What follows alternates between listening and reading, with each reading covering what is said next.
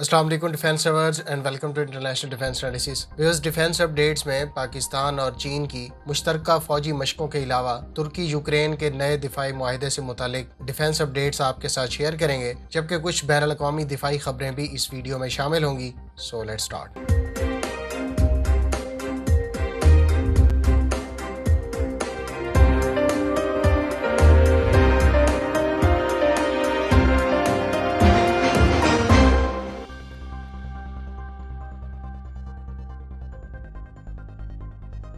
Viewers, امریکی department of defence نے اپنی آرمی کے لیے ابراہمز ٹینک کو ماڈرنائز کرنے کی غرض سے جنرل ڈائنامکس لینڈ سسٹم کو $4.6 ارب کا کانٹریکٹ ایوارڈ کیا ہے۔ اس سے چند روز پہلے 1500 ہارس پاور انجنز کے لیے $1.1 ارب کا کانٹریکٹ ہنی ویل کمپنی کو ایوارڈ کیا گیا تھا۔ یاد رہے کہ ابراہم ٹینکس کے لیے اس سسٹم انہینسمنٹ پروگرام ورژن 3 کے تحت ٹینک کے communication system, reliability, fuel efficiency اور آرمر میں بہتری لائی جائے گی۔ 70 ٹن وزنی 9.7 میٹر لمبے اس ٹینک کو 4 کریو ممبرز آپریٹ کرتے ہیں، جس میں سے ایک ڈرائیور، ایک گنر، ایک کمانڈر اور ایک لوڈر شامل ہیں۔ ٹینک میں ٹارگٹس کو شناخت کرنے کی غرض سے improved forward looking infrared system نصب ہے، جبکہ ریموٹ کنٹرول IEDs کو کاؤنٹر کرنے کے لیے الیکٹرانک وارفیئر سسٹم بھی نصب ہے۔ اس میں 1500 ہارس پاور کا ہنی ویل کا انجن نصب کیا گیا ہے، جو اس ٹینک کو 68 کلومیٹر پر آور کی سپیڈ فراہم کرتا ہے۔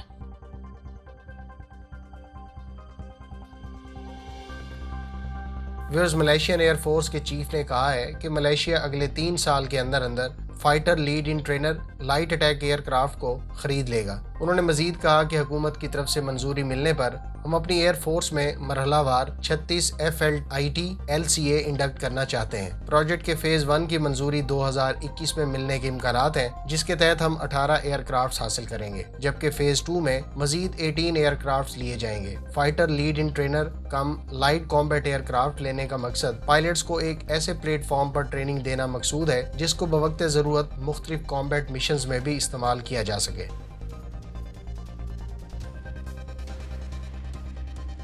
ویورز، انڈیا کی DRDO نے advanced hypersonic wind tunnel test facility کا افتتاح کر دیا ہے۔ اس ٹیسٹ فیسلٹی میں ماک 5 سے ماک 12 تک کی سپیڈ کے سسٹم کو سیمولیٹ کیا جا سکتا ہے۔ DRDO کی یہ فیسلٹی ہائپر سونک میزائل اور ایئر کرافٹ بنانے کے حوالے سے کام کیے جانے کی طرف اشارہ کرتی ہے۔ انڈین وزیر دفاع راج ناتھ سنگھ اس تقریب کے مہمان خصوصی تھے۔ انہوں نے DRDO کی ٹیم کی تعریف کی۔ یاد رہے کہ DRDO نے حال ہی میں hypersonic demonstration vehicle, anti radiation missile کے علاوہ quick reaction surface to air missile کا کامیاب تجربہ کرنے کا دعویٰ کیا ہے۔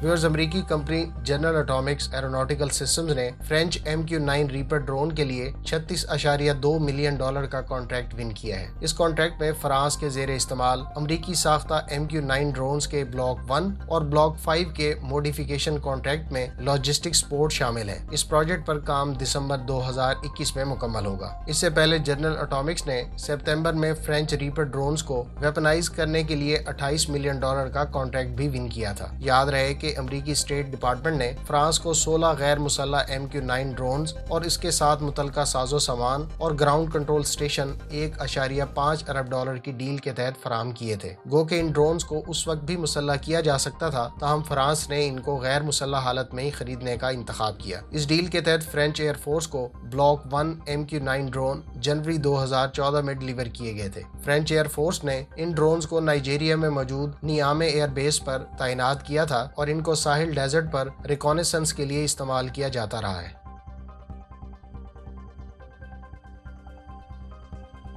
ویورز، یوکرین نے ترکی کے ساتھ مزید TB2 ڈرونز کے علاوہ اپنی نیوی کے لیے ترکی کی تیار کردہ بلجیم کاربٹ خریدنے سے متعلق معاہدے پر دستخط کر دیے ہیں۔ اطلاعات کے مطابق یہ معاہدہ چند روز پہلے یوکرین کے دارالحکومت کیو میں ترکی کے دفاعی معاملات دیکھنے والے ادارے SSB کے سربراہ ڈاکٹر اسماعیل دیمر کے دورے کے دوران طے پایا۔ یوکرین بلیک سی میں اپنے روایتی حریف روس کے مد مقابل اپنی نیوی کو ماڈرنائز کرنے کی خواہش رکھتا ہے، اور یوکرینین حکام کے مطابق یہ حالیہ ڈیل اسی سلسلے کی ایک کڑی ہے۔ जबकि यूक्रेन अपने TB2 ड्रोन फ्लीट को भी 50 तक लेकर जाना चाहता है और इस पर मरहलावार आगे बढ़ेगा। याद रहे कि मिलजम यानी नेशनल शिप तुर्की का मुल्की सतह पर शिप बिल्डिंग का मंसूबा है, जिसका आगाज सन 2000 में किया गया था। पाकिस्तान ने तुर्की से जुलाई 2018 में 4 मिलजम क्लास कॉर्वेट्स का मुआहदा तय किया था, जिसमें से 2 तुर्की और 2 पाकिस्तान में मैन्युफैक्चर होना है। अगर आप पाकिस्तान की मिलजम कॉर्वेट्स डील, इस शिप के वेपन्स और सिस्टम्स के बारे में मजीद जानना चाहते हैं तो डिटेल वीडियो का लिंक डिस्क्रिप्शन में मौजूद है।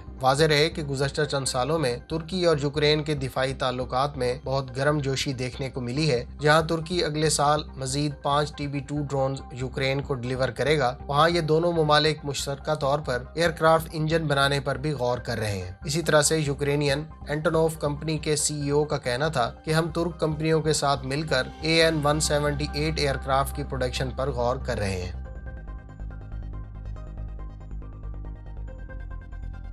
व्यूअर्स, जुमे के रोज हासिल की गई सैटेलाइट फोटोज में एसोसिएटेड प्रेस ने दावा किया है कि ईरान अमेरिका के साथ जौहरी हथियारों के मामले पर बढ़ती कशीदगी के बावजूद एक अंडरग्राउंड न्यूक्लियर फैसिलिटी की तामीर पर काम कर रहा है। ईरान के सूबे कौम में मौजूद फोर्डो न्यूक्लियर फैसिलिटी में किसी किस्म की कंस्ट्रक्शन की ईरान की तरफ से तस्दीक नहीं की गई। गो के नई कंस्ट्रक्शन की कोई वाज़ेह वजह तो सामने नहीं आई, ताहम माहिरीन के मुताबिक ये पहले से मौजूद कशीदगी की फिजा को मजीद खराब करेगी।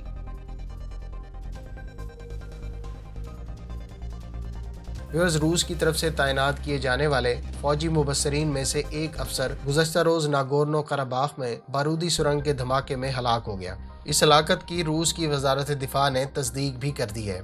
याद रहे कि 6 हफ्ते जारी रहने वाली आर्मीनिया और अजरबैजान की नागोर्नो कराबाख के मामले पर जंग के बाद आर्मीनिया ने शिकस्त कबूल कर ली थी। रूस ने जंगबंदी के बाद 2000 से जायद पीस कीपिंग ट्रूप्स तैनात किए थे, जबकि आर्मीनिया ने इस पूरे खित्ते में मुख्तलिफ जगहों पर पसपाई अख्तियार करते हुए बारूदी सुरंगें बिछा दी थी। जंगबंदी के बाद इस बारूदी सुरंग के धमाके के नतीजे में ये रूस को पहुंचने वाला पहला नुकसान था। इससे पहले जंग के आखिरी दिनों में अजरबैजान ने गलती से एक रूसी हेलीकॉप्टर को निशाना बनाया था, जिसके नतीजे में दोनों पायलट्स हलाक हो गए थे।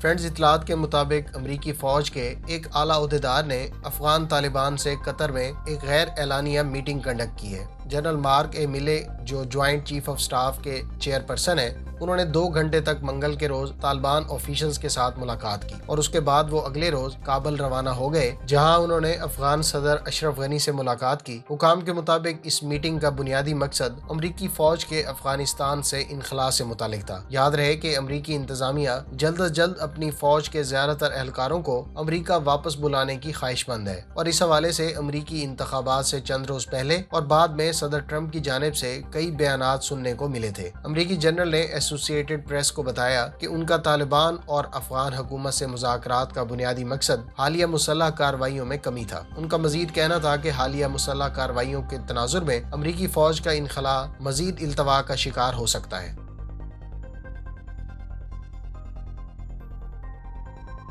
पाकिस्तान एयरफोर्स और चाइनीज एयरफोर्स के दरमियान होने वाली शाहीन 9 एक्सरसाइज इख्तिताम पजीर हो गई है। गुज़श्ता रोज अफवाज पाकिस्तान के chairman joint chief of staff committee general Nadeem Raza ने एयर चीफ के हमरा एक्सरसाइज के लिए इस्तेमाल होने वाली एयर बेस का दौरा किया। उन्होंने दोनों दोस्त ममालिक की एयर फोर्सेज की पेशा वराना सलाहियतों को सराहा, जबकि इस एक्सरसाइज के बारे में उनका कहना था कि जहाँ इस एक्सरसाइज ने दोनों ममालिक की एयर फोर्सेज की इंटर ऑपरेटेबिलिटी में इजाफा किया है, वहाँ एक दूसरे के तजर्बात से सीखने का भी बाइस बनी है। इससे एक रोज पहले army chief general Qamar Javed Bajwa ने भी शाहीन 9 एयर एक्सरसाइजेज में शामिल दोनों एयर फोर्सेज के एहलकारों से मुलाकात की और दोनों फोर्सेज की पेशावराना सलाहियतों को सराहा। उम्मीद है इस वीडियो से आपकी मालूमात में इजाफा होगा। मिलते हैं नेक्स्ट वीडियो के साथ। अपनी दुआओं में याद रखिएगा। अल्लाह हाफिज। पाकिस्तान जिंदाबाद।